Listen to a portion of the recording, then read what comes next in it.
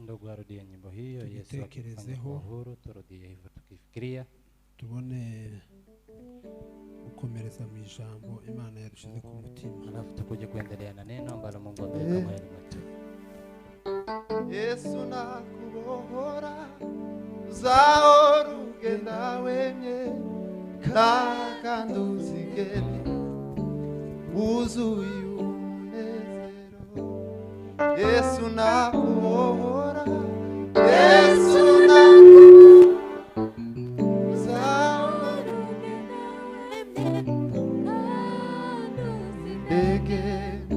wuzuye umunezero. Yesu nakubohora, Yesu nakubohora uzahora ugenda wemye kandi uzitegeta wuzuye umunezero. Yesu nakubohora, Yesu nakubohora uzahora ugenda wemye kandi uzitegeta wuzuye umunezero. Yesu nakubohora, Yesu nakubohora uzahora ugenda wemye kandi uzitegeta wuzuye umunezero. Nibona ngeze mw'ijuru namubabaro ukiriyo nzarambura amaboko mvuge nishimwa mukiza. Nibona ngeze mw'ijuru namubabaro ukiriyo nzarambura amaboko mvuge nishimwa mukiza. Yesu nakubohora, Yesu nakubohora uzahora ugenda wemye kandi uzitegeta wuzuye umunezero. Yesu nakubohora, Yesu nakubohora uzahora ugenda wemye kandi uzitegeta wuzuye umunezero. Haleluya. Hallelujah. Yesu ashimwe. Asifiwe Yesu. Mureke twifuze kubohorwa na Yesu. Tutamani kufanywa huru na Yesu. Iyo Yesu yageze mu buzima bwacu, Yesu akifika maishani mwetu, icyambere azabubohora. kwanza anafungua maisha yetu. Mu byukuri iyo wakijijwe neza bivuye ku mutima, Ukiwa umeokoka kamilifu, arindi myifatiro uzugira, kuna mwenendo mwingine ambao unakuwa nayo, ubuzima bwawe buzabubohoka, maisha yako yanakuwa huru. Haleluya. Haleluya. Ndabifuriza kubohorwa na Yesu. Nawatakia kufanywa huru na Yesu. Amen. Mu byukuri turanezerewe cyane. Tumefurahi sana. Naje ndi mu bantu batazakunda kugaragaza amarangamutima cyane. Nami ni miongoni mwa watu ambao hawaonyeshi hisia sana. Ariko ikicara hariya numvisha hano hari igitaramo. Lakini nilipokaa hapo nimesikia kuna ibada kabisa. Ndetse nshaka nko kwiruka ngo naje simbuke. Nikataka hata kukimbia nami nikuje niruke. Ariko ubushitsi buragoye cyane. Ugeni unasumbua. Uzugerageza kubigwanya ariko nyine bikanga. Unajaribu kupiganisha lakini inakataa. Ariko mu byukuri turanezerewe cyane. Lakini tumefurahi sana. Nkayo munsi abingizi ba hano bahudumiye neza cyane. Ni kama siku ya leo waombezi wameomba sana. Igitaramo cyiza cyane. Nasikia ni kama kuna ibada wanga inasikianga. Iyo abantu bari mu mwuka w'Imana baza bahumurirwe igitaramo. Watu wakiwa na roho ya Mungu wanga wanasikia. Rero turabiyegereje muri aya materaniro. Kwa hivyo tunawakaribisha kwa ushirika. Dushimiye ikaze muduhaye. Tunakaribisha kupokea kwenyu. Uhagaza hano yitwa Sengiyumva HABYARIMANA JONAS. Majina ni hayo.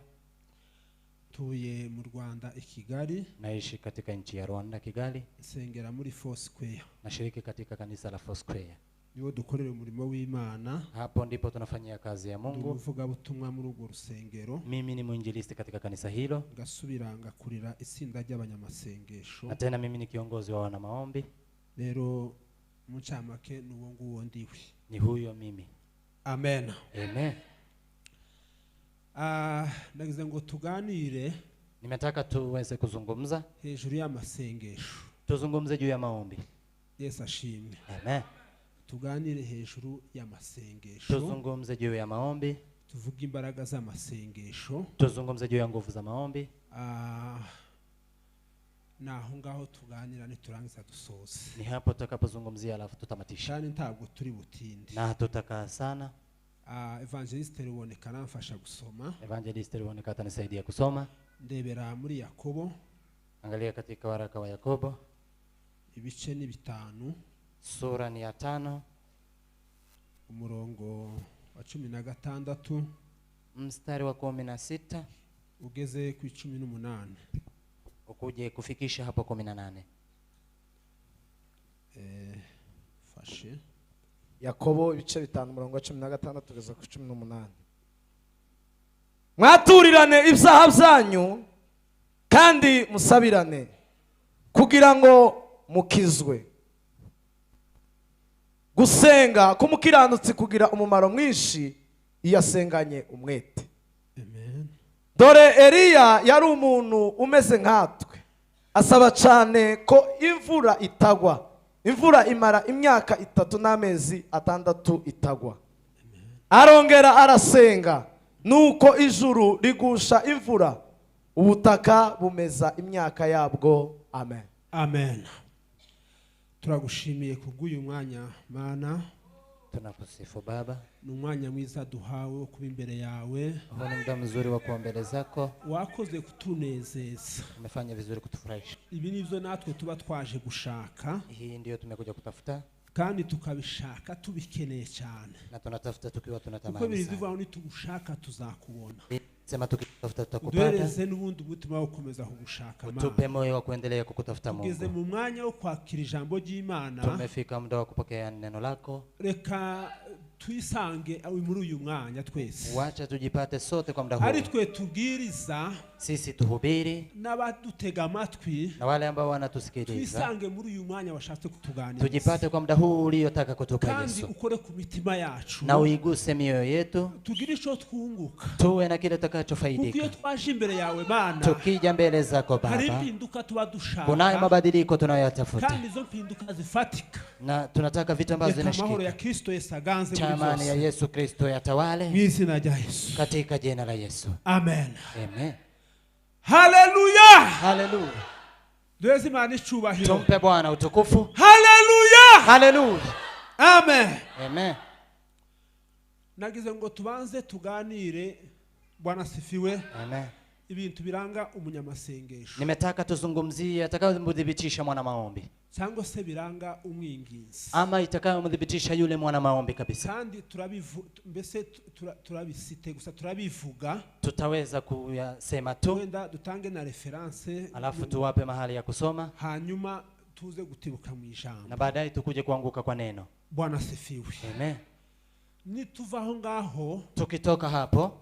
Nanone kandi kuko inyigisho yacu twashize mu bice bibiri. Kwa sababu tumeweza kugawanywa kwa sehemu mbili. Tuvuge n'umumaro w'amasengesho. Tuseme pia faida ya maombi. Bwana sifiwe. Hallelujah. Hallelujah. Hallelujah. Hallelujah. Amen.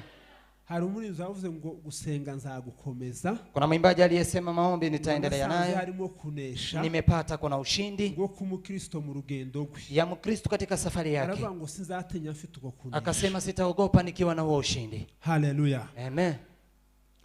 Hari ibintu birindwi biranga umwinginzi. Kuna mambo 7 ambayo yanamuonyesha mwana maombi. Ikintu cha mbere, kitu cha kwanza, ni umuntu wumva kandi ureba kuko Imana yumva cyangwa se ireba. Ni mtu anayesikia na anaona kama vile Mungu anavyoona pia. Imana ntizifa gutora umuntu gusa. Mungu hawezi kumchagua mtu tu. Imana izihagurutsa umuntu yitegereje. Mungu humchagua mtu aliyemuangalia mtazama. Abantu bashaka kukureba bakakubona n'intege nke. Watu wanaweza kukuangalia na kukuona na udhaifu.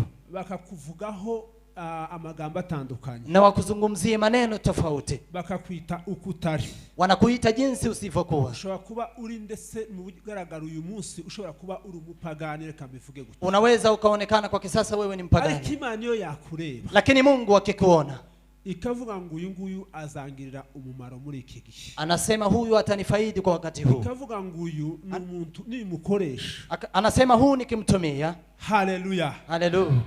Umuririmbyi yaravuze ngo ni Imana itazihamagara abakomeye. Mwimbaji amesema ni Mungu ambaye huita wale ambao si wakubwa, uzikomeza abo yahamagara, bali huwashikanisha wale ambao aliyewaita. Iyo yakwitegereje muri wewe, Mungu akikutazama ndani yako, hari uzomara mu buzima na anaona kuna kile unaweza kufaidi kwa ufalme wake, uzomara mu murimo wake, ama utakifaidi kwa kazi yake, izigutora. Mungu atakuchagua, hanyuma ikiyemeza kuzagukomeza, alafu ataweza kukushika mkono. Dusomye muri Nehemiya rimwe no ku murongo wa 1 kugeza kuri 5. Tukisoma Nehemiya 1 mstari wa 1 mpaka wa 5, mtakuja kusikia maneno hayo. Bwana asifiwe. Asifiwe Yesu. Umwinginzi nyawe, yule intercessor ambaye ni wa ukweli, umuntu ureba, ni mtu ambaye anaangalia, akumva na anasikia, kuko Imana ireba kama vile Mungu anatazama, kuko yumva, na kama vile Mungu anasikia. Yesu ashimwe. Amen.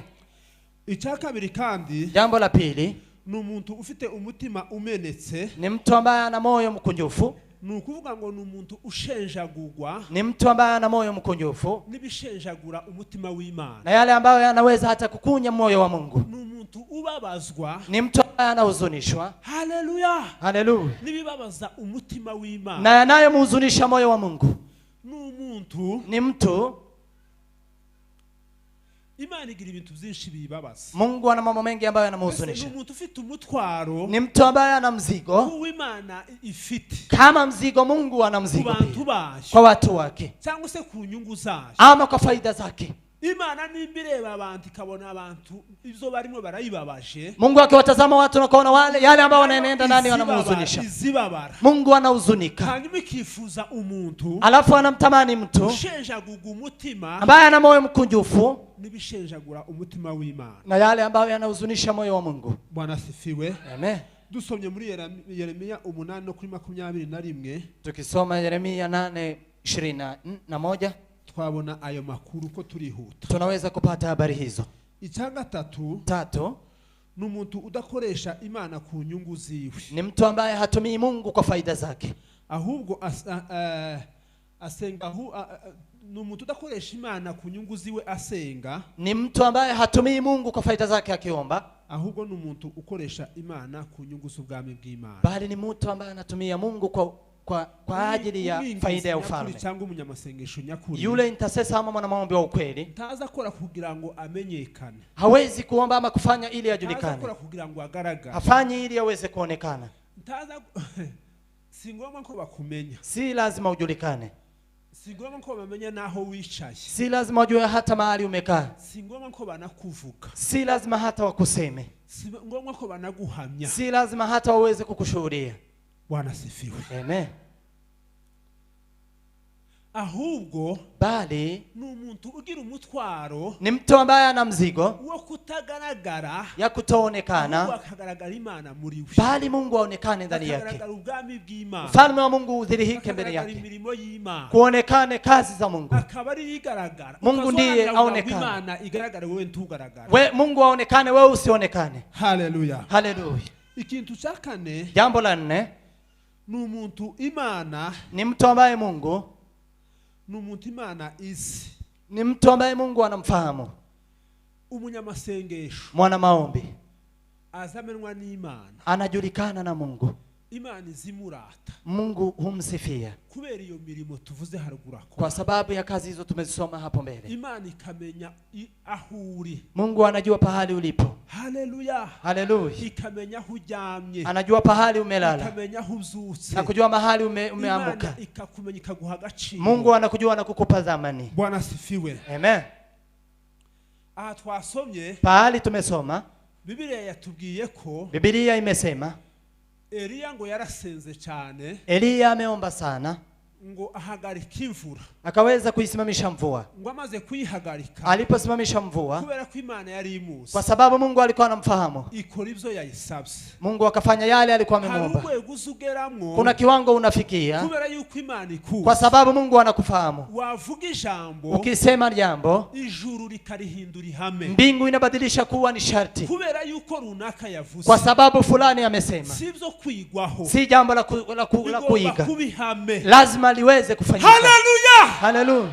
Nico gituma abanyamasengesho nyakuri, Ndiposa wana maombi wa ukweli, iyo bijiye mu bibazo by'abantu, wakiingia kwa matatizo ya watu bakavyigingira na kuweza kusisitiza, Imana izivuga ngo kubera ko barunaka bahagurutse, Mungu anasema kwa sababu fulani wamesimama bavyijiyemo na wameweza kuingia kwa tatizo hilo, hamna haja ya kusoma sana. Tugomba kubihindura ihame k'ijuru, lazima tubadilishe iwe sharti la mbingu, kwa sababu wa intercessor wamesimama. Tumpe Bwana utukufu. Haleluya, haleluya. Yes, ashimwe cyane. Amen. Dusomye wenda muri Ezekiel ibice 9 no ku murongo wa 1 kugeza ku murongo wa 5. Tukisoma Ezekiel 9 mstari wa 5. Iyo nkuru nayo twaza kuyisobanuka. Habari hiyo pia utakuja kuipata hapo. Impamvu ya 5, sababu ya 5, ni umuntu ugomba kubaho, ni mtu ambaye anafaa kuishi ubuzima bwejejwe, maisha matakatifu. Yes, ashimwe. Amen. Evangeliste Ruboneka, dufashe wongere usome muri Timotheo wa 2. Tusome katika waraka wa Paulo kwa Timotheo wa 2, igice cya 2 n'umurongo wa 19. 2:19. Igice cya 2 n'umurongo wa 19, Timotheo wa 2. Timotheo wa 2:19. Nyamara urufatiro rukomeye rw'Imana rwacagaze, yego, rwanditseho iki kimenyetso ngo Uwiteka azabe, yego, kandi ngo umuntu wese uvuga izina ry'Uwiteka, yego, ave mu bidatunganye. Amen. Amen. Nyamara urufatiro rukomeye rw'Uwiteka, lakini mkuu wa Mungu ruracahagaze, rurahari, iko, ntabwo gwigeze ruvaho, msingi huo hujatoka, ntabwo gwigeze rukugwaho, haijatolewa. Hari igihe tuzatuba mu bintu, kuna wakati tunakuwa kwa mambo tukumva ko ari ibintu bisanzwe, tunasikia ni vitu kawaida, ese bitakigezweho, na ni kama imetoka kwa kudumu. Umuntu uzuvuga, nashangaa na mtu anayesema, ese wewe ngo uracaba muri Bibiliya. Je, wewe unakaa ndani ya mambo hayo tena? Bibiliya izivuga ngo, Biblia usema uko Kristo yararejo, vile Kristo alikuwa jana, uyu munsi ni kwari, na hivyo siku ya leo ni hivyo, hivyo ndivyo watabaki. Wewe uri igihe cyano, wewe ni wa kisasa, uzotambuka uveho, utapita utoke, wibagirana ushire, uweze kusaulika kabisa. Nabandi baraje, na wengine wamekuja bacha muri iyi si, wakapita kwa dunia hii, wibagirana banyuraho, wakaisha na wakapita, lakini jina la Bwana litadumu milele. Haleluya. Amen. Paulo aravuga hanga muri Timotheo, Paulo akasema katika Timotheo, ufatiro rukomeye rw'Uwiteka, akasema msingi imara wa Mungu, msingi wa Mungu huu imara, wenye muhuri unayosema Mungu alio wake. Na akasema kila aliitaye jina la Bwana na auache uovu. Bwana sifiwe. Amen. Mureke mbabwire ibintu bitaza bivanga. Cha niwaambie mambo ambayo huwezi kuchanganya. Imana ntizivanga no gukiranirwa. Mungu hawezi kuchanganywa na uzinifu. Tibizoba n'umunsi numwe. Haiwezekani hata kidogo. Umuco ntawuhuriye n'umwijima. Giza pia nuru haziambatani. Nukuvuga ngo, nikumaanisha Kristo ntahuriye na Beelzebuli. Kristo hawezi kuambatana na Beelzebuli. Abo bantu bombi bashobora kubana. Hao watu wawili hawezi kuishi pamoja. Bwana sifiwe. Amen. Nukuvuga ngo uyu muco, nikumaanisha hii nuru, nuhava, nuru ikitoka, umwijima urahita witokeza, giza itawasili. Tibishobora kubana byombi, haiwezi kuishi pamoja. Bwana sifiwe. Asifiwe Yesu. Kandi umuco w'Imana na nuru ya Mungu, timubona, simnaona agatara gatoya muri uru rusengero, taa ndogo katika kanisa hili, muzimije ayandi yose, mkizima mataa mengine, mugasigaza kajya kamwe na kupakisha na taa moja, umuco ntabwo wemerewe kuza, umwijima ntabwo wemerewe kuzaho umushuri. Giza haiwezi kuwasili pahali kuna nuru. Gusigara rucana gusa. Hii kanisa inaweza kubaki ikiwa na nuru. Kubera iki? Kwa nini? Umuco nuru tushobora kubana n'umwijima, haiwezi kuishi na giza. Biblia izivuga ngo, Biblia husema umunsi umwe, siku moja. Bwana asifiwe. Asifiwe. Abantu b'Nineve bari barakoze ivyaha. Watu wa Nineve walikuwa wamefanya dhambi. Birazamuka bigera imbere y'Uwiteka. Ikapaa mpaka mbele za Mungu. Imana iraraka. Mungu akahuzunika. Ituma Yona. Akamtuma Yona. Iramubwira ngo genda uje kubwiriza abantu b'Nineve. Akamwambia nenda ukawaambie watu wa Nineve. Bave mu vyaha bari. Watoke katika dhambi walioko. Wasipotoka nitawaangamiza. Inkuru ya Yona murayizi. Historia ya Yona mnajua. Urugendo rwa mbere yinangira. Safari ya kwanza alipo kataa, na hapo ndipo amemezwa na samaki. Safari ya pili ndipo alienda sasa kuhubiri, na hiyo amefanya akienda kwa haraka sana. Bali ilipofika kwa mfalme, mfalme akasema habari hizi, akaambia wale wafalme, akawaambia watawala, nendeni kwa kazi, waambieni watu wote waweze kushinda njaa, hata pia wale na wale wanyama wote waweze kushinda njaa, na hata wanyama pia waweze kushinda hivyo. Alafu arababwira ngo, akawaambia, dore password yo kugira ngo Imana itwumve, ndio hii password ili Mungu atusikie. Niyo twokwiriza imyaka iminsi 100 igashira, hata tufunge siku 100 ishe, twokwiriza iminsi na guti igashira, hata tufunge siku gani ishe, twokwiriza iminsi 3 igashira, hata tufunge siku 3 ziishe. Ariko password ni yingiye, lakini password ni hii. Mutaragira ico mukora kuri iki mbabwiye, kama hamjafanya kwa kile nitakachowaambia, ntacho bihindura, haitabadilisha kitu. Aravuga umuntu wese, akasema kila mtu uri mu bidatunga, ambaye anakaa kama maoni maovu, kwanza abadilike, abadilike, hanyuma tuone kuja imbere y'Uwiteka, alafu tuweze kuenda mbele za Mungu, tuingie bila kuwa na kosa lolote. Edha kwa bahati Mungu anaweza kusikia maombi yetu na kuweza tena kuturidhilia na kuweza kutusamehe. Chani waambie ukweli, wakati wote utakapomtafuta Mungu, kama hujatoka kwa yale aliyokufunga, Mungu yumbali na wewe, sababu Mungu si jirani wa dhambi. Utabiri, uzobende, uwe nani, utaratichaha kure, kama hujatupa dhambi mbali. Kuri amakosa azagendana n'ikiremwa muntu, makosa utembea na mtu, ari kuzugwana uzikura, lakini pigana ukitoa, ugwana uhinduka, pigana ukibadilika. Cyo gituma yavuze Paulo, ndipo Paulo akasema msingi imara wa Mungu bado imesimama imara, Bwanditse ngo Uwiteka azabe, ambaye imeandikwa Mungu anawajua wako, na kila yeyote ambaye anakaa kwa maovu, kwa sababu alikuwa anajua mtu ambaye anaweza kuwa na uhusiano na mtu aweze kutoka kwa yale ambayo ni maovu. Tukiwa kwa maovu, yeyote afanyaye maovu atoke ndani ya maovu, amrudilie Bwana. Haleluya, haleluya. Uko niko amakuru ameze, hivyo ndivyo habari ilivyo. Buriya kwa hivyo tubana twese mu rusengero, tunakaa sote hekaluni, kandi twumva inyigisho zimwe, na wanga tunasikia mafunzo moja, amahugurwa namwe, tunaweza hata kupata semina moja. Iyo usomye mu Korinto ba mbere igice cya 10, ukisoma wa Korinto wa kwanza 10, Biblia izivuga ngo, Biblia husema, Petero azama ni Paulo wabivuze, Paulo ndiye amesema, aravuga ngo sinshaka ko mutamenya izabasogokuruza wao, akasema sitaki msiyajue yale ambao wale waliopita muri Israeli, mjue walitoka Israeli, bose hamwe bambuka inyanja itukura, wote pamoja wakavuka bahari lekundu, bose hamwe bajamano, wote wakala manu ivuye mwishu, ambaye imetoka mbinguni, bose hamwe bamwe amazi, wote pamoja wakanywa maji ya ambaye imetoka kwa mwamba hiyo, na huo mwamba alikuwa ni Yesu Kristo.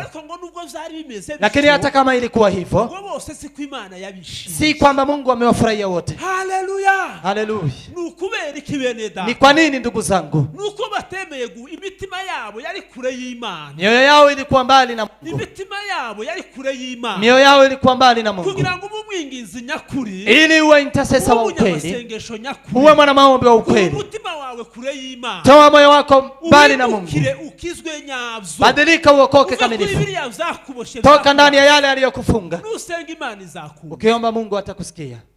Bwana asifiwe, asifiwe. Haleluya, haleluya, haleluya, amen. Ikindi kandi kingine cyangwa 6 n'umuntu utanga ubutunzi bwe, ya 6 ni mtu ambaye anatoa utajiri wake. Haleluya, haleluya. Buri abanyamasengesho wana maombi baza bitanga wanga wanajitoa. Bwana asifiwe. Amen. Uyu muhamagaro uragoye. Huu mwito ni mgumu. Tubona abakozi b'Imana bicaye aha. Si mnaona watumishi wa Mungu waliokaa hapa? Timukaza mubona bicaye aha gusa ngo mubarebe. Msiona wakikaa hapa muangalie. Ndabubaha bahamagawe umuhamagaro ukomeye. Mimi na waheshimu wameitwa mwito mgumu. Twegereye ingo zabo. Tukikaribia boma zao. Bazibamwo gake. Wanakaa kwa boma kidogo. Kandi uko niko ntekereze kandi ushobora gusanga ariko kuri. Na ninafikiria hivyo na ni ukweli. Zanibuka. Kubera nanje bavuze tuzi gitaramo. Uwo tubakanye n'abataka pamoja. Ambiri introzi niambia mara mbili. Akagenda kama ngari. Muzani dushakana.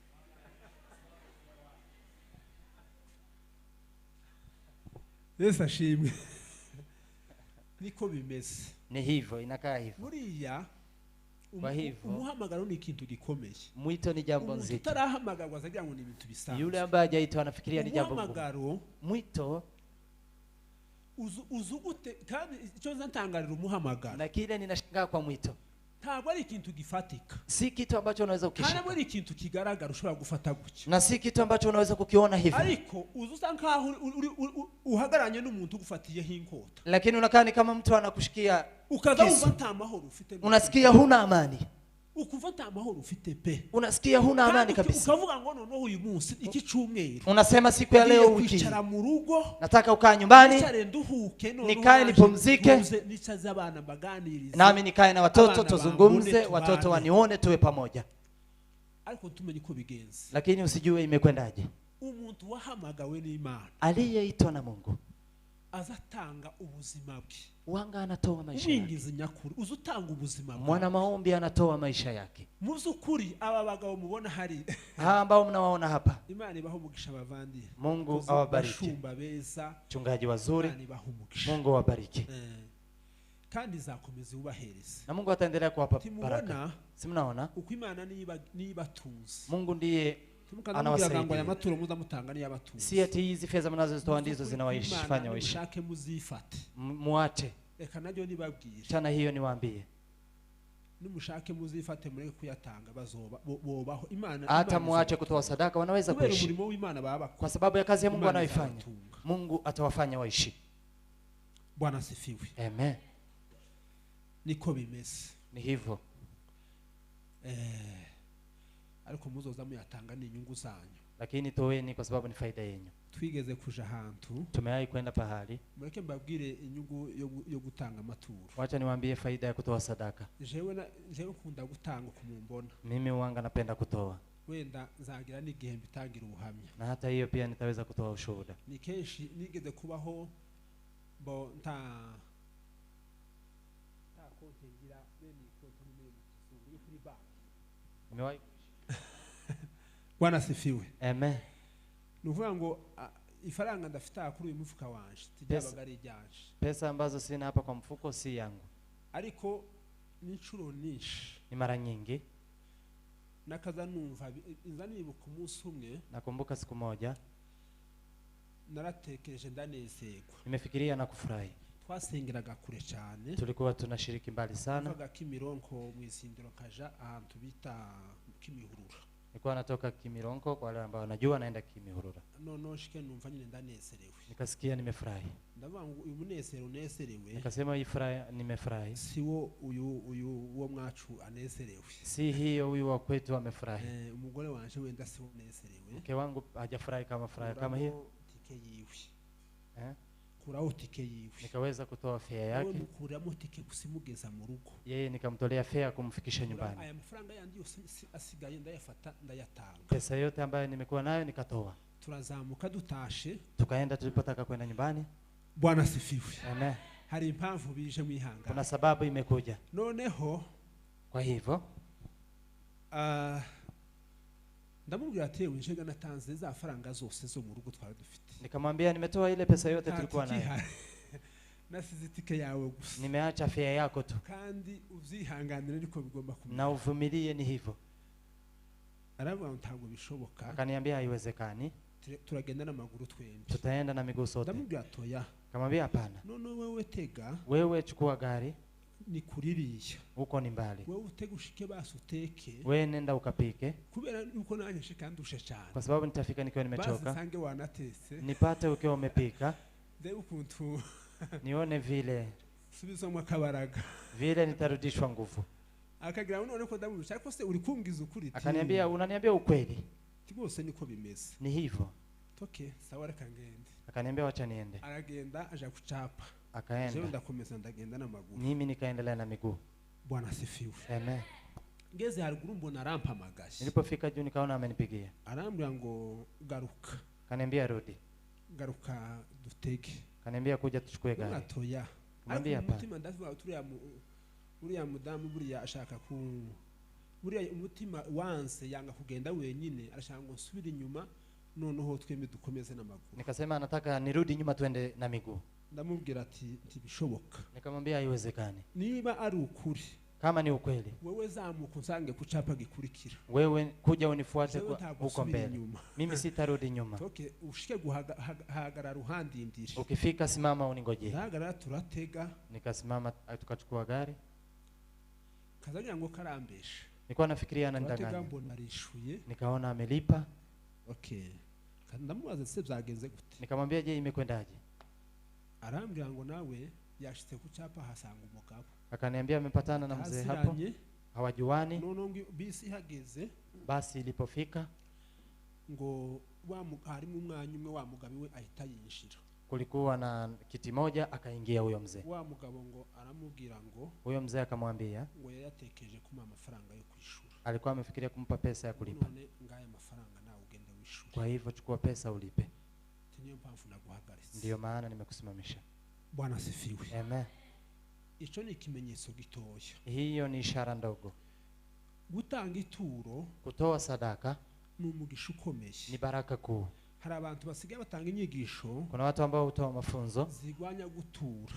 Ambazo zinapinga kutoa. Nta muntu udaturirwa kuva isi yaremwa. Hakuna mtu ambaye hatolei sadaka dunia hii. Na hata wa dunia wanawatolea sadaka. Na wale ambao wameenda kwa waganga wanatoa sadaka.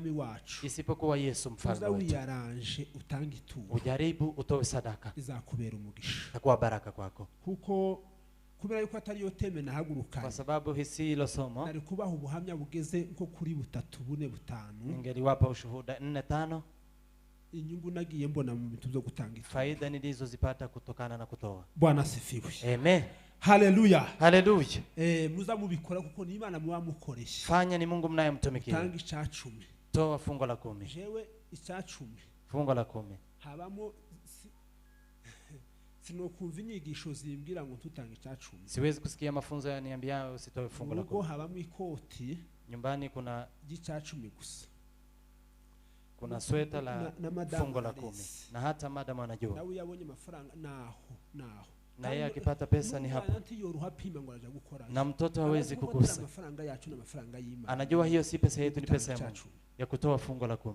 Mboni jana nione 100 tange igiceri c'10. Nitoe shilingi 10. Mboni igiceri c'ijana kino. Nione kwensi ya 10. Nitaweza kutoa kwensi ya 10. Kandi nasanze tuzaturiganya Imana amafaranga menshi. Wanga tunamwibia Mungu pesa nyingi. Kuko hari giuzu bikora gutya. Kuna wakati unafanya hiva. Ugasanga ku kwezi napata kwa mwezi libwo watanze icacumi c'ibihumbi 100. Umetoa 1,100. Ugatanga 50. Unatoa 500. Ugatanga 20. Unatoa 20,20. Urumva ayo mafaranga tuba twariganije Imana. Unasikia hiyo pesa ambayo tumemwibia Mungu. Bara ku mwaka. Hesabu sasa kwa mwaka. Ubundi icacumi fungo la 10. Ico ni itegeko. Hilo ni sharti. Utagitanga n'ubujura kimwe n'umuntu woza kamenizu akinjira kameniza. Hiyo ni sheria, ni kama mtu ambaye anakuja ni mwizi anabomoa nyumba. Niko bimeze. Ni hivyo. Ako gafraze gaciyeho kugira ngo mutange icacumi mwebwe abakristo bataza bakiranuka. Hiyo imepita wale ambao hatoi fungo la 10. Bwana asifiwe. Amen. Niko kwisa. Ni vizuri. Bwana asifiwe. Amen. Tugiye impamvu mbivuze ni mwebwe ni inyungu zanyu. Kwa sababu nimesema ni faida yenu.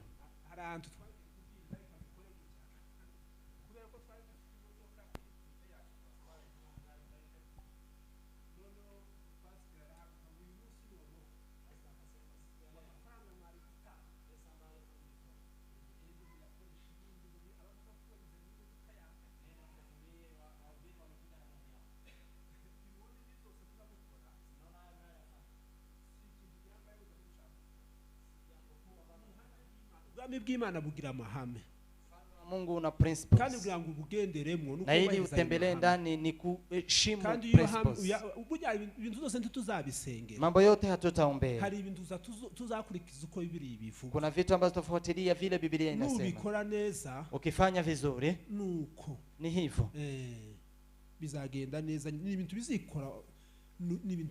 Biblia zivuga ngo gutanga guhesha umugisha. Biblia inasema kutoa utoa faida. Ushaka umugisha, ukitaka baraka uzafata utange nawe, chukua utoe na wewe. Ndukadabifuza ko baguha nawe utazuta. Usitake kupewa na wewe utoangi. Bwana asifiwe. Amen. Muzumve neza n'inama ntanze, ntago mbabwiye ngo mumpa amafaranga. Hiyo ni shauri.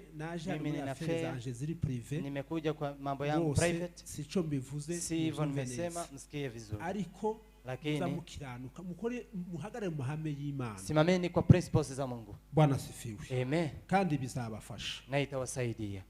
Hallelujah. Hallelujah. Icyakarindwi kiranga umuntu umwinginzi. Ya saba ambayo inaonyesha intercessor. Icyagatandatu reference yacu narivuze ngo ni muri Yesaya 37. Nitakuja kusoma katika Yesaya 37. Cyambere ukageza ku murongo wa 10. Mstari wa kwanza hadi wa 10. Abami ba kabiri. Wafalme wa pili 19 no kuri 3. 19:3. Icyakarindwi dusoza. Ya saba tukitamatisha. Niwe muntu uzuhindura umugambi w'Imana. Ndiye ubadilisha mpango wa Mungu. Bwana asifiwe. Amen. Timuzamubona kuriya. Simunaonanga abantu b'Imana bazahindura umugambi w'Imana. Watu wa Mungu badilisha mpango wa Mungu. Biblia ivuga umwami Hezekiya. Inasema mfalme Hezekiya. Hezekiya yakora Imana mu gihe cye. Mfalme Hezekiya amemfanyia Mungu kwa kazi yake.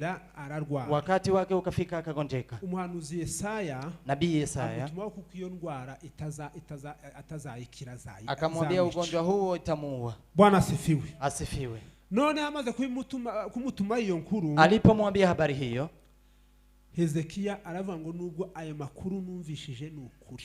Hezekiya akasema habari nilizosikia ni ukweli. Imana ntizibesha. Mungu hadanganyi. Na Yesaya ndamwemera n'umuhanuzi. Na Yesaya namkubali ni nabii wa Mungu. Ariko aravuga ngo jewe. Lakini akasema mimi hari kigomba guhinduka. Kuna kile kinafaa kubadilika. Jewe ndabsanze. Mimi nakataa. Bwana asifiwe. Amen. Abwira Imana arayibutsa. Akaambia Mungu na kumkumbusha. Abwira Imana ngo Mana wibuka uko twagendanye nawe. Akaambia Mungu kumbuka vile tumetembea na wewe. Sinigeze nkugomera. Mimi sijawahi kuasi. Nitwara nabi imbere yawe. Sijawahi kujichukulia vibaya mbele zako. Ntago ndiho go gufa. Kwa hivyo mimi sifi. Wewe ukiona kifo kwangu bali mimi sioni kifo. Mimi si yuko tayari kukufa. Hallelujah. Hallelujah. Mungu akasikia maombi yake. Akabadilisha mpango ya Mungu. Bwana sifiwe. Amen. Hallelujah. Iyo usomye mu gitabo cyo kuva, ukisoma katika Kutoka 32 no kuri 32 32 mpaka 34, naho uragenda ubireba. Hapo pia utaenda ukiona. Hallelujah. Amen. Izo ni biranga umwinginzi nyakuri. Hiyo ni inayodhibitisha mwana maombi. Kuko kwinginga, na wacha niwaambie kuomba ari impano. Kuomba si karama. Kuomba si karama. Gusenga ni umurimo. Kuomba si kipaji bali ni kazi. Ni umurimo wa buri muntu wese. Ni kazi ya kila mmoja. Ni umurimo wa buri muntu wese. Ni kazi ya kila mmoja. Umuntu wese agomba gusenga. Kila mmoja anafaa kuomba. Hari gihe badabanga abanyamasengesho. Kuna wakati wanasema wana maombi. Agatambuka abantu bangahe. Inapita watu wachache. Abandi bakumva yuko ibonti bibare. Wengine wanasikia haiwahusu. Bakakubesha gusenga ntabwo ari impano. Kuomba si kipaji. Gusenga ni umurimo wa buri mukristo wese. Kuomba ni kazi ya kila Mkristo. Hallelujah. Amen. Izo nivyo bigomba kuranga umukristo nyawe. Hiyo ndiyo inafaa kudhibitisha Mkristo ukweli. Agomba kurangwa no gusenga. Mkristo ukweli anafaa kuwa mwana maombi. Yesu usenga kangahe ku? Je, unaomba mara ngapi kwa siku? Uzusenga gute? Unaombaje? Hallelujah. Hallelujah. Ndagira ngo tuvuge umumaro wo gusenga gatoya. Nataka tuseme faida ya kuomba. Hanyuma dusoze. Alafu tutamatishe. Bwana sifiwe. Amen. Isengesho ombi nizari kuraho imigambi mibi. Uwanga linatoa lengo mbaya. Isengesho rikuraho imigambi mibi. Linatoa mipango mibaya. Biblia izivuga. Biblia husema umunsi umwe, siku moja,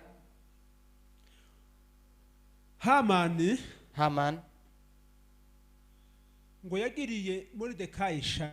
Ameweza kuwa na wivu kwa Mordekai. Ngo amaze kugira ishari rya Mordekai. Alipokuwa na wivu na yeye. Kandi amugira ishari Mordekai ntaco yamukoreye. Na akana wivu na hajamfanyia kitu. Ko yanze kumufukamira. Kwa sababu amekataa kumpigia magoti. Ko amahame yabo y'abanyesiraheli. Kwa sababu principles za Israel hawange kubaliwa kuweza kumpigia magoti mtu isipokuwa Mungu wa Israeli.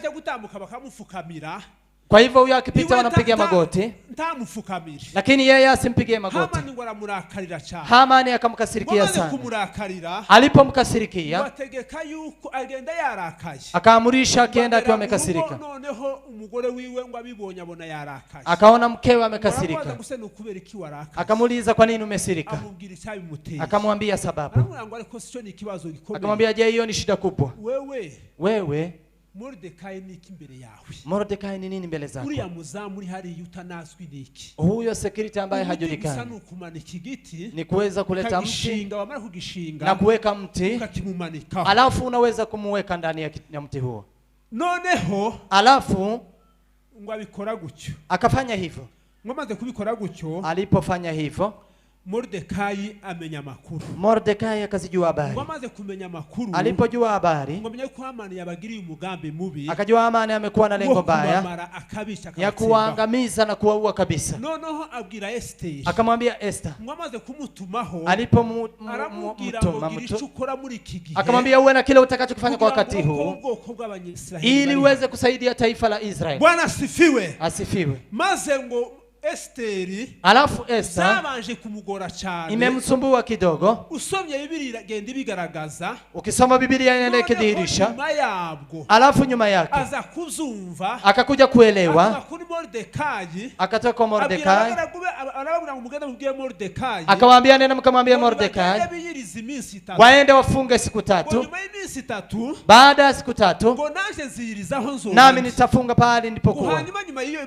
Alafu baada ya siku 3 tutaenda mbele za mfalme tukiacha kujua sheria. Haleluya. Amen. Buja isi dunia hari ibintu zituremera, kuna mambo ambayo hutumbia na tunaona kuwa haiwezekani. Ukagwara indwara, unagonjeka, ukumva yuko yabaye karande, unasikia kuwa imekuwa heredity.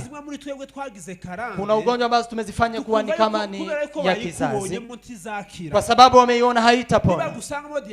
Wakikupata na diabetes haitapona, wakikupata na kansa haiponi, wakikupata na ugonjwa mwingine haitapona. Bwana asifiwe. Amen. Ariko lakini kunaye Mungu anayebadilisha mipango ya watu. Tunaye Mungu anayebadilisha mipango ya wabaya.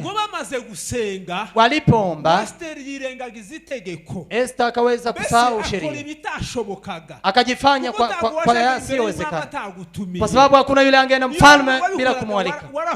Ungelikufa. Tukiwa tumemjua Mungu na kuomba, maombi yanatufanya tuwe imara na kuyasahau sheria moja ambazo ni ngumu, alafu tunamwangalia Mungu. Bwana asifiwe. Amen. Nataka kukuambia shida ambayo inakusumbua ndugu yangu.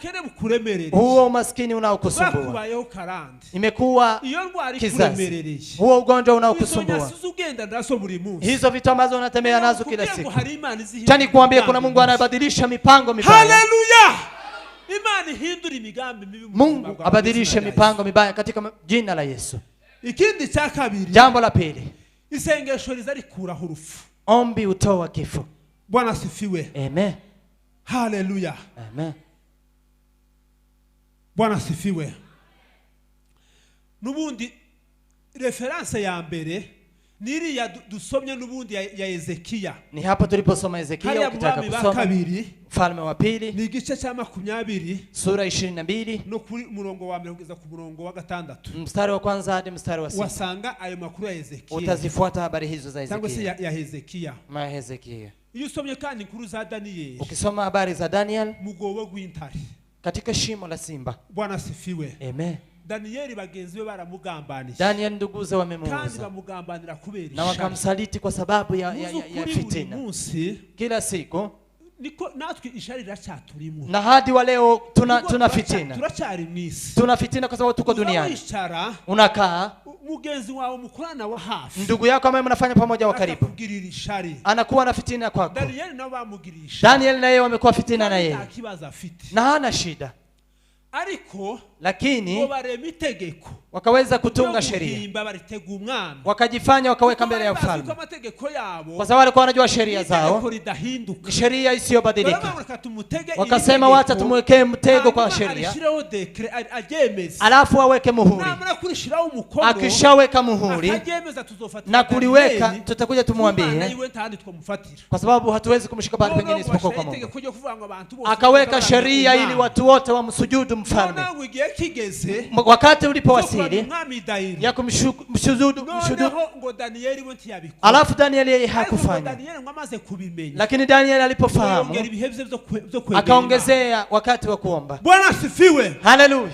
Hari igihe uzuhura n'ibibazo, kuna wakati unapatana na matatizo biremereye ambayo ni mazito, n'abandi witaga inshuti zawe, na wale ambao ulikuwa unawaita marafiki, ukabona noneho nao baguteye umugongo, unaona na wao wamekuachilia kabisa. N'abandi mwagendana, wale ambao mlikuwa mnatembea pamoja, unaona wamekuacha. Ariko icyo gihe iyo kibaye, lakini wakati huo ukifika na kuomba muangalie Mungu. Daniel we yatumbiriye mu ijuru, Daniel amemwangalia mbinguni, ngo bamufashe bagushira mu gobo gw'intare, mpaka wakamweka katika shimo la simba. Ariko ngo umwami arababara cyane, lakini mfalme akahuzunika. Ngo amaze kugera bukeye bwaho ngo ageze ku gobo gw'intare, alipofika asubuhi na mapema, akamwambia Daniel, mume ambaye anapendwa, wewe uracariho? Je, upo hai? Bwana asifiwe. Asifiwe Yesu. Ngaruse kuri rya jambo twavuze kuko nimerudia kwa neno hilo tumesema, Imana zigenda no gukiranuka. Mungu anapenda wenye haki. Imana zikorera mu bantu bakiranuka. Mungu anafanya pamoja na wale wenye haki. Ngo hanyuma alafu ngo aravuga ngo mwami, akasema mfalme, ngo kubera yuko ntacumuye ku Mana yo mwijuru, kwa sababu sijamkosea Bwana, kandi nawe sinagucumura, na wewe mfalme sijakukosea, niyo mpamvu Imana yandinze. Ndiposa Mungu akanilinda. Bwana asifiwe. Amen. Ese kuri wewe, je, kwako uyu munsi ari Imana yoshingiraho, siku ya leo kuna kile Mungu anaweza kusema, akamena runaka, anaweza kukupitisha jambo fulani na kusisitiza uwe mtakatifu kwa Mungu, kwa sababu kuna mengi Mungu atakurukisha na utapitia kwa Mungu. Bwana asifiwe. Haleluya. Ikindi kandi sengesho, jambo lingine, ombi rizarihindura ibihe, linabadilisha nyakati. Haleluya. Amen. Twasomye hariya muri Yakobo, tumesoma katika Yakobo ibice 5 ku murongo wa 16, 5:16, havuga ngo mwaturira n'ivyaha zanyu, imesema zitamkeni dhambi zenyu. Kuri be yaho haravuga ngo gusenga kumukiranutsi, kasema kuomba kwa mwenye haki ngo kugira umumaro mwinshi, kunayo faida nyingi ngo wasenga nyumwe, akiomba na bidii. Biblia inavuga ngo Elia, Biblia inasema Elia alikuwa mtu kama sisi, mbese yagiraga umubiri nkatwe, alikuwa na mwili kama sisi, yaragizwe n'amarangamutima agizwe ikiremwa muntu, alikuwa na hisia kama zile zinazofanya kiumbe, nawe yarifuzaga, naye alikuwa anatamani, yashobora gucumura, naye angelikosa, naye ari umunyantege nke, naye alikuwa mzaifu, yari yambaye umubiri w'intege, alikuwa anavaa mwili wa udhaifu, ariko kubera Imana yaratunze, lakini kwa sababu ya Mungu alikuwa anakaa na yeye, warategeka arasenga, akaamurisha na kuomba. wasenze cyane, alipoomba sana, imvura irahagarara, mvua ikasimama. Bwana asifiwe. Amen. Imyaka 3 n'amezi 5, miaka 6, miaka 3 na miezi 6, yongeye kandi gusenga, alipoomba mara tena, imvura kandi yongera, mvua tena ikaamuriwa kunyesha. Muvandimwe, ndugu yangu, ndabizi kuko imbere yawe ashobora kuba hari ibibazo bikomeye, najua mbele zako kunaweza kuwa na matatizo makuu. Elia nawe kigiye yari masenga, Elia naye wakati alikuwa anaomba, yari babona harimo ibibazo bikomeye, alikuwa anaona kukiwa na matatizo makuu Abanyesiraheli, ndani ya Waisraeli. Abantu baravangiwe cyane, watu wakiwa wamechanga sana, watu wakimchanganya Mungu na wengine, abantu barinjiwe n'umwuka wo kuramya ibigirwamana, watu wakiingiwa na pepo ya kuweza kumsujudu miungu, watu wanasujudu miungu, bakavuga kuko izo mana arizo zibahereza, wanasema huo Mungu ndiye anawaletea mvua, Mungu ndiye huwaletea mvua, miungu hiyo ndio inafanya mazao, anafanya waweze kuwa na utajiri. Watu wakachanganya mpaka kiwango kikubwa. Eliya wabirebye lakini Eliya aliangalia aravuga kugira ngo ibintu bisobanuke akasema ili mambo yaweze kufanuliwa taniombe Mungu imanura imbaraga zayo shushe nguvu zake zo gukoroga kwanza ibintu byose ya kuweza kukoroga kila kitu bafatire ku kintu gikomeye niweze kuwashikia kwa kitu kikuu wakishashikika uzabona uko mbaganiriza kandi bazabsuma ndipo nitapata jinsi ya kuwashika na watasikia akasema siwezi kukifanya kingine jambo la maana ni kusimamisha mvua na kumwambia Mungu nataka ndani ya Israeli siku ya leo mvua isimame katika Israeli kusiwe na unyunyizi mpaka mimi Eliya niweze kuamuru mvua ije mvua inyeshe na mambo yaweze kuendelea kama kawaida. Haleluya, haleluya.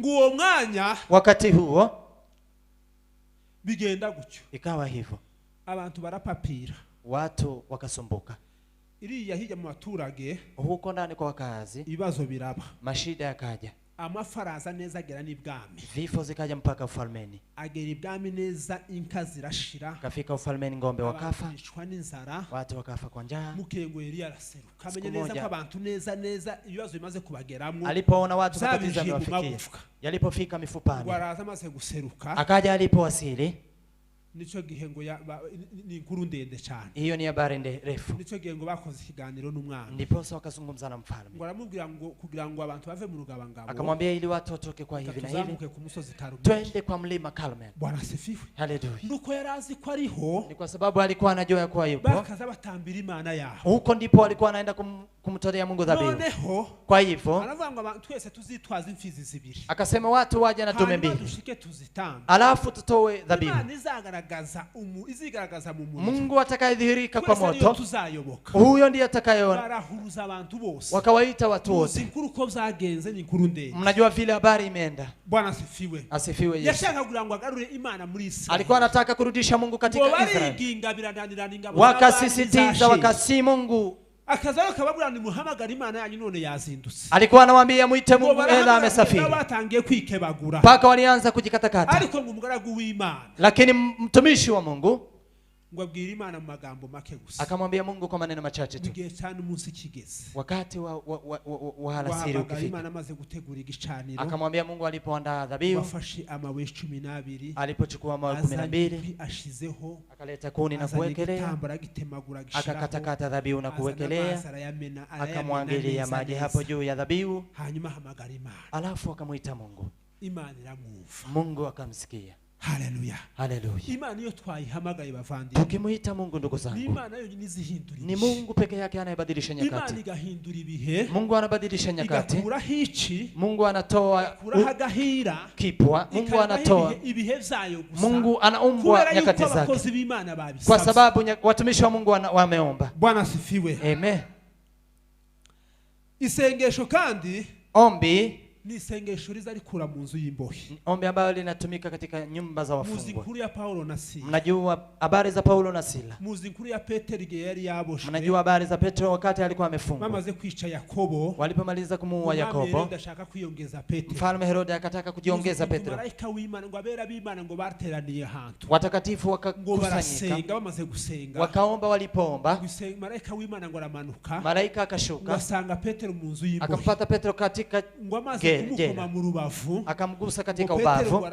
Petro akaamuka. Ngo bagera ku barriere ya mbere. Wakafika mpakani pa kwanza. Ngo hari hakinze. Kulikuwa kumefungwa. N'inzugi hadedeye z'ibzuba. Kulikuwa kumefungwa kabisa. Ngo amaze kuhagera ngo urugi rurabikingu. Alipofika mlango ukafunguka. Ngo baragenda ngo bagere nka hariya. Walipofika hapo mbele. Ngo aramusiga malaika aratoweka. Malaika akatoweka. Petero ngo yagiraga ngo arimo ararota. Petro alikuwa anadhani anaota. Ngo asanga koko yavuye mu nzu. Akajipata ukweli ametoka katika gereza. Kuna mambo mengi aliyokufunga. Hari ibintu byinshi bihambiriye ubuzima. Kuna mambo mengi aliyofunga maisha yako.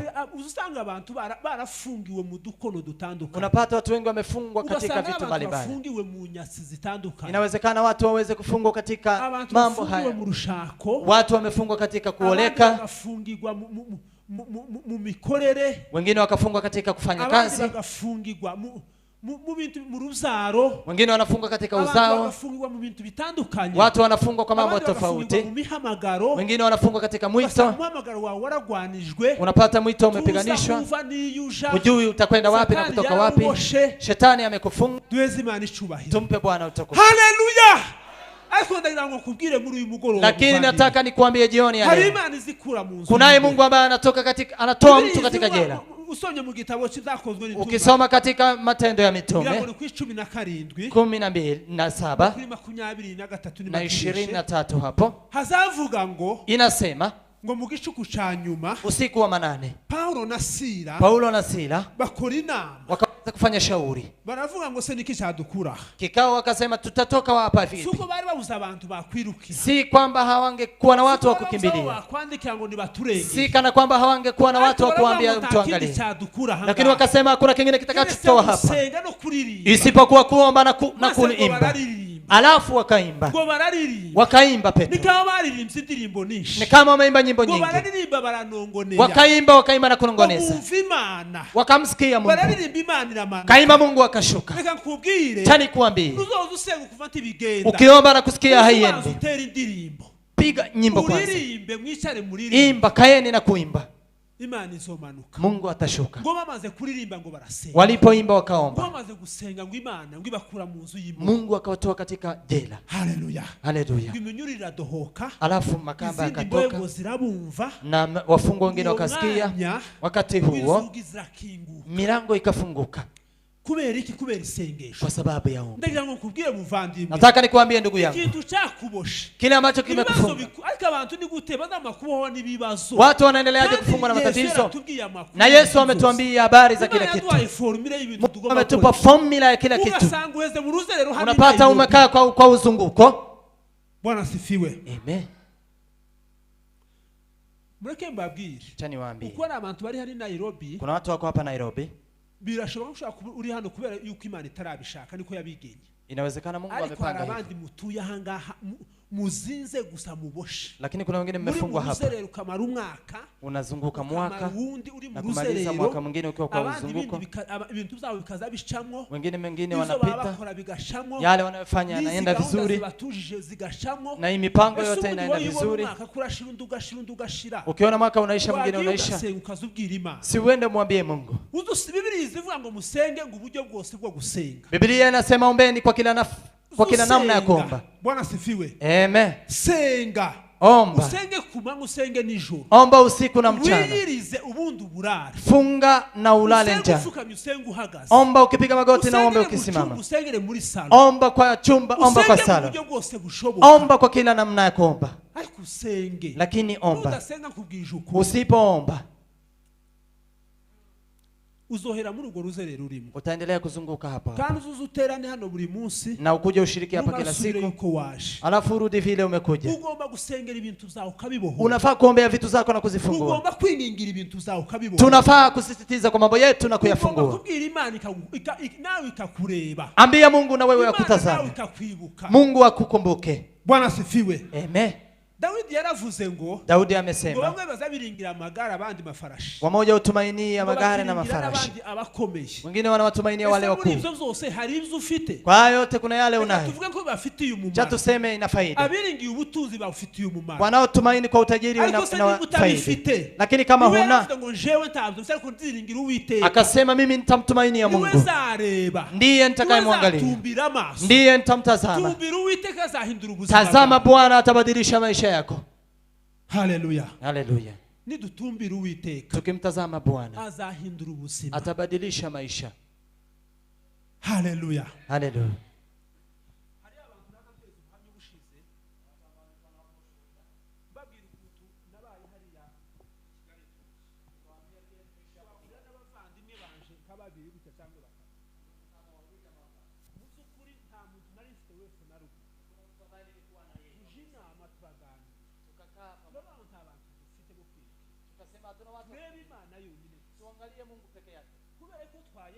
Kwa sababu tumemheshimu Imana, yaratubwiye ngo kubera yuko mwanege, Mungu akasema kwa sababu mmenikaribia, ndirahiye ndima nani nimeyapatiwa Mungu, uyu mujyi mutuye, jiji mlio kaa ubaheramo imirimo, nitawapa kazi kandi na tena uzadepoza, hamtaweza bahamagara uko niko nirahiye, watawaita hapa nikiwa mbabwije ukuri kw'Imana, nawaambia ukweli, uko bimeze hivyo ndivyo ilivyo. Abavandimwe baje barahari hano, Pastor Bishop niko mbona kuya ariko ndamuzaye yani Bishop uburyo bw'umubiri n'umwana wa familia ni mtoto wako, umwana wanjye kandi wabugufi kandi wa karibu, araba bigera nyine naje bikagenda neza nyine akantu bakuze ibi na mahali inafika ananiheshimu kama mzazi.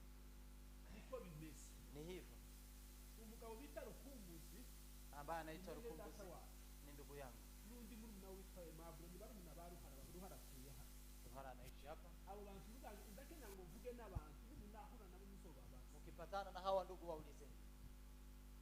Ubu bose n'abagabo bakora mu bigo bikomeye. Wote ni watu ambao wanafanya kazi. Hari iki. Babaje kwa tuma mu ntara kubagaruka hariya. Watuma huko. Jewe kubera wa muhamagaro n'abantu. Mimi kwa sababu ya huo mwito. Bara kampani ni bari bana yashatse kugira ngo bine ko Mungu alikuwa anataka kuonyesha na mimi na wewe. Barampamaga wamenipigia wakanipa ngakora umwaka kafanya mwaka ushize nabona umurongo w'abahanuzi gusa kugira ngo tukabona ukambanga kasaka wananiambia hii si kazi yako si kazi yako. Umunsi umwe tutarama siku moja tukiwa gatatu sidavsiba ilikuwa ni Jumatatu kubera ko wanezerewe furahi uzuva muri uyu mubiri unatoka kwa huu mwili unaenda kwa roho. Noneho alafu Bwana sifiwe. Amen. Nefurahi. Siku moja nikasema nikifanya kwa mwili haiwezekani. Kubera yuko niko kazi kari kantungiye aba. Sababu hiyo ndio kazi ilikuwa inafanya. Ndio ilikuwa inalipia watoto na kila kitu. Ariko ndavuga ngo ngomba kugasezera uyu munsi. Lakini nikasema nafaa kwa ugasezera. Sababu ilikuwa imeshinda kabisa. Nibwira gute kwanza uriya mugore kwanza. Nitaambiaje huyu mke? Nukuanza kwisigura. Ni kuweza ariko ndavuga ngo muri uyu munezero. Lakini nikasema kwa hii furaha ngomba gusohoza kuzuza rino sezera. nafaa kutimiza hii agano. Ngasezera. Na kuacha. Naranezero. Nimefurahi tukiwa nikasikia maisha yanisha. Maisha ikaisha. Nikaendelea. Nikachukua simu. Nikasema nisipomwaga kwa hii furaha sitawahi kumwaga. Nitakuwa nimekuwa na hofu. Nikasema uko aje? Nataka kukujulisha kwa kuwa siku ya leo mimi si mtumishi. Nitaleta barua ya kuaga. Akaniambia ni sawa. Nikasema tayari nimesema. Nikaenda kumwangalia. Sababu tulikuwa tunaishi vizuri. Alikuwa Mkenya. Ni Mkenya. Alafu akaniambia siuache kuaga kazi. Akazi karaka hari komeza ugakora. Kazi ipo endelea kufanya. Ndamubwira ati bose zarangiye. Nikamwambia imeisha. Kubera umuhamagaro. Kwa sababu ya mwito. Kuko nabonaga kari kumbangamira umuhamagaro. Nilikuwa naona ikinizoea kwa mwito. Ariko naje kumamumbona. Lakini nami mnaniona. Yesu arantunze. Tume nabo umwe azahinguka undi akaja. Mmoja anapita basiga kabanza kabasiga kagera kariya bakaroba kamwe ati saa zingine ananiambia ikoje. Kabona twese turi kimwe. Naona sote tuko moja. Amakuta twese nzamuna ntacu bitwaye ntiba yandusha cyane. Pesa naona ni kama hawani. Ninka ayo bazabona yose naje nzamura uca kubona Yesu acinzira. Naona Yesu akitisha njia nami napata. Bwana sifiwe. Amen. Nashatse kubabwira. Nimetaka kuambia ubushize. Siku zimepita. Tugumurane bavandimwe. Wacha tuweze kuambiana. Lakini kwa kiroho. Bwana sifiwe. Amen. Ubushize hari imiryango imikomeye ahangaha. Kuna jamii ambazo ni mashuhuri. Hari umugabo wambwiye anambira ngo kuna mali aliyeniambia abagore bamwe b'intwari. Kuna wake ambao ni mashujaa. Ngo bicaranye n'umugore we none ngo yamubwiye ijambo rikomeye. Wamekaa na mkewe akamwambia neno kubwa. Umugore yamubwiye ngo bagumukana ubuzima. Mke akamwambia waweze kuandamana na maisha. Atekereje ngo tugumukana ubuzima. Akasema waandamanie maisha. Ni mubugumukane.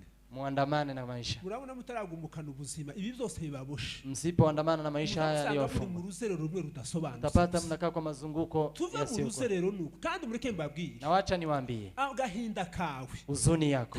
Jewe nubwo no gusengera. Mimi nikikuombea. Sinomenya kukavuga imbere y'Imana. Siwezi kujua kusema mbele za Mungu vizuri. Sinomenya kuko gawo yukavuze. Kwa sababu wewe ukisema. Ukuvugana na yamaranga na bwabubabare. Unasema na ule uchungu. Ukazamuka imbere y'Imana. Inapanda mbele za Mungu. Imana ikabwumva. Mungu anasikia. Yabwumva ibintu bigahinda. Mungu akisikia mambo yanabadilika. Bwana sifiwe. Amen. Mugumukana ubuzima tumukadamwicara gusa mu mwamugenda kabasirimu abazungu gusa baraho. Andamana na maisha kabisa. Muve muri ivyo ngivyo tugumukana ubuzima. Andamania maisha. Ugenda ukore.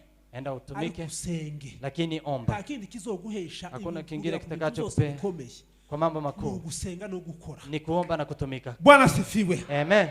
Paulo na Sila barasenga wakaomba, ngo amaze ngo izindi mbohe zirabumva, alafu wafungwa wengine wakasikia, kamba zikafunguka, inzugi zirakinguka, milango ikafunguka. Bwana sifiwe. Amen.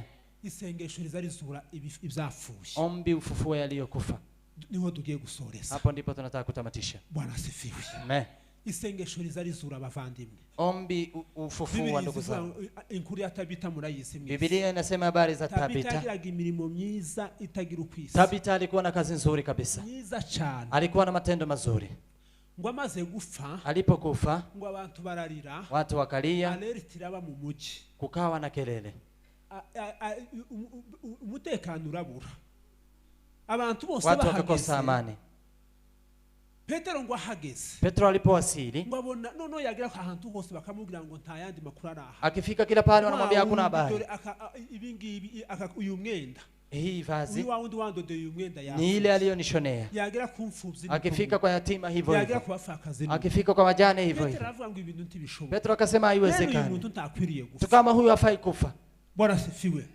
Hari ibintu byawe byafuye bitari bikwiriye. Kuna vitu zako zilizoharibika lakini hazingeharibika. Hari ubuzima bwafuye butari bikwiriye gufa. Kuna maisha aliyokufa lakini angekufa. Abandi bantu umumaro. Na anawafaidi watu wengine. Uyu munsi ndabizi, siku ya leo najua, hari umuntu ari giuzugira ishaka, kuna mtu ambaye ana ya kumtumikia Mungu. Ukadufata wenda ugatanga itura hangaha, unatoa sadaka hapa, ukazo kujya ngo yaba nari mbonye menshi, lakini moyo nakwambia ningelipata mengi, ningelitoa zaidi ya hapa. Ukagira mwene umugenzi wawe neza, unambariki ndugu yako, ukavuga ngo, lakini unasema ingewezekana ningefanya makuu zaidi. Petro avuga ngo uyu muntu, Petro akasema mtu wo gufa, si mtu wa kufa. Ngwamusengeye, alipomwombea Tabita ngo arazuka, Tabita akafufuka. Bwana sifiwe. Haleluya. Haracyari ibyiringiro yuko twosengera ibituremerereye, kuna tumaini ya kuombea yale yanayatusumbua, bikazuka kandi bikongera bikaba, na yafufuke na kuishi tena. Haleluya. Haleluya. Reka mbasabe duhaguruke gato, chani wasitu simame kidogo. Haleluya. Haleluya. Haleluya. Amen. Tugiye gusenga, tunataka ku mu mwanya muto, kwa muda mfupi, tubwire Imana, tumwambie Mungu, uzi ibintu zawe byafuye, unajua mambo yako yaliyoharibika, uzi ibintu zawe uzugerageza ntibikunda, unajua mambo yako unayojaribu uzi ibintu zawe uzugerageza nk'abantu, unajaribu kama wengine lakini haiwendi, ukacuruza nk'abantu ukabona turi, unaenda kuuza kama wengine lakini haiendi, ukacuruza nk'abandi ariko ukabona amafaranga ntu wawe yafu, unauza lakini huoni pesa, ukabona ukwezi kurarangira, unaona mwezi inaisha, ukwezi kwarangira, mwezi ukabona amafaranga yo kwishura inzu, unakosa pesa ya kulipa nyumba, unaenda ukichukua deni na ukiwa kanisani, ukagenda, unaenda ukabona wewe gusa umwana azagwara, unaona wewe mtoto anagonjeka, yava hunda agafatwa, akitoka mwingine anaingia, unaendelea kwa hospitalini, ukagenda, unaenda ukabona abandi batuye aha, unaona wengine walioishi hapa Mudio kuja wamoja, wanapata baraka na kutoka hapa na kwenda ngambo. Cha tuseme vitu. Mimi nimetafakari jambo moja. Ile unavyofikiria hivyo mwambie Mungu. Usimfiche Mungu hisia zako. Ukikasirika, kama unaona inakuchukia, mwambie Mungu unanichukia. Vile hisia inakwambia. Hiyo ndiyo Mungu alikuwa anapendea Daudi. Na hakuwa anamficha Mungu. Alikuwa anamwambia Mungu kila kitu. Haleluya. Haleluya. Uyu mwanya twinginga Imana. Ndahu tumsi Mungu. Ibi birashoboka. Yanawezekana. Ukazo wangu ubone bwira gusa. Usione tu imechwana kubigenda. Ujui mambo yanaendaje. Kingura ibintu zawe. Fungua vitu zako.